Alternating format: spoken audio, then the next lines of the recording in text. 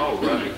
Welcome to Malvern Books. Thank you for coming out for novel night, and this looks like it's going to be a lot of fun with SD Banks and Sugar Lee Ryder. This is going to be really, really cool.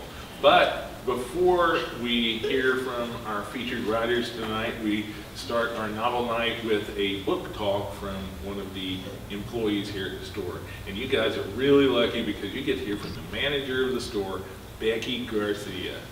Yay. Thanks, Joe. All right, so glad y'all are here. As Joe said, Joe's the owner of the store, by the way, so I'm really pleased to have y'all here. So tonight, I'd like to discuss Parnassus on Wheels by Christopher Morley. Born in 1890, Christopher Morley was a Rhodes Scholar and began his writing by publishing a book of poetry, The Eighth Sin. Later, he worked as an editor and publicist for Doubleday and then Ladies' Home Journal. Parnassus was his first book of fiction. It achieved success, and he continued to write while he worked at the New York Evening Post and a series of other places. In all, he wrote about 100 books before his death in 1957. So this is really a little gem of a book. It's one of the lovely novellas in the Melville House, The Art of the Novella collection. And like so many others in that series, it really is thoroughly engaging. Of course, as I'm a librarian by training, and now a bookseller by profession, the idea of a traveling bookstore featuring a man who extols the virtues of reading and books like a religion, well, that's a perfect fit for me, right? So right away, as the book flap says, the credo of the Sprite-like book peddler says it all. When you sell a man a book, you don't sell him just 12 ounces of paper and ink and glue. You sell him a whole new life. Although the engaging bookseller is a major player in the tale, the other unexpected and appealing part of the book to me is that it's not told from his point of view. Instead, our hero is Helen, and we see the world through her eyes. The story opens with Helen discussing learning, writing, and books, only to lead to a key sentence. Andrew and I were wonderfully happy on the farm until he became an author.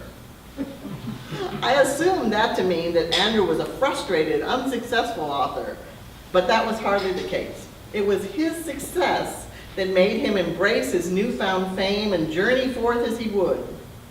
But alas, a traveler always leaves someone behind, especially if there's a farm to manage. And that someone was his sister, Helen McGill. Helen is a self-described fat old spinster who has never seen or done much of anything. She manages the farm, cleans, cooks, and bakes. She calculates she has baked approximately 6,000 loaves of bread since arriving at the farm. Overall, she is content in her life, or at least she is until Andrew's success.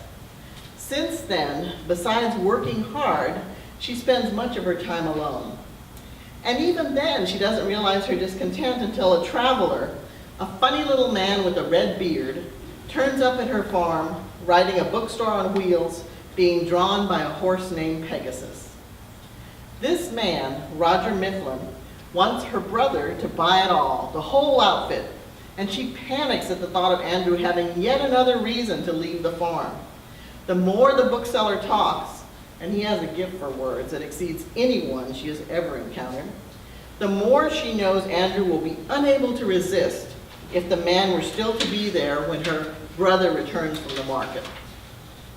When Mifflin realizes her opposition to the idea, the peddler changes his focus. He suggests that she might have a little vacation of her own, and she does the unthinkable. I don't know whether it was the neatness of his absurd little van, or the madness of the whole proposition, or just the desire to have an adventure of my own and play a trick on Andrew. But anyway, some extraordinary impulse seized me, and I roared with laughter. Right, I'll do it! I, Helen McGill, in the 39th year of my age. So begins the unlikely tale of a stay-at-home spinster riding off with a stranger to learn to be a bookseller and live out under the stars.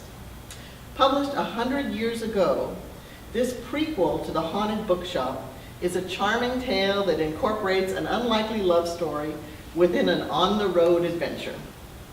It's a sweet story that you can't put down, but given the brevity of the novella format, you don't have to. Thanks, John.